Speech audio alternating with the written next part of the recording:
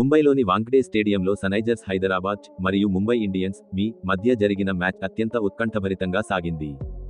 మొదట బ్యాటింగ్ చేసిన ముంబై ఇండియన్స్ జట్టు ర్యాన్ రికెల్టన్ అద్భుతమైన సెంచరీ, 123 పరుగులు సాయంతో 20 ఓవర్లలో 243/5 భారీ స్కోరు సాధించింది. అయితే ఈ భారీ లక్ష్యాన్ని ఛేదించడానికి బరిలోకి దిగిన ఎస్ఆర్హెచ్ ఏమాత్రం తగ్గకుండా బ్యాటింగ్ చేసి కేవలం 18.4 ఓవర్లలోనే 249/4 పరుగులు చేసి ఘనవిజయం సాధించింది. ట్రావిస్ హెడ్ కేవలం 30 బంతుల్లో 76 పరుగులు చేసి బలమైన పునాది వేయగా, అభిషేక్ శర్మ 45 అతనికి చక్కటి సహకారం అందించాడు. మధ్యలో హెన్రిచ్ క్లాసెన్ కేవలం 30 బంతుల్లో 65 పరుగులు చేసి ముంబై బౌలర్లపై విరుచుకుపడటంతో ఎస్ఆర్హెచ్ విజయం ఖాయమైంది. చివరలో సలీల్ అరోరా మెరుపు ఇన్నింగ్స్ ఆడి ఎస్ఆర్హెచ్కి 6 వికెట్ల తేడాతో వరుసగా 5వ విజయాన్ని అందించాడు.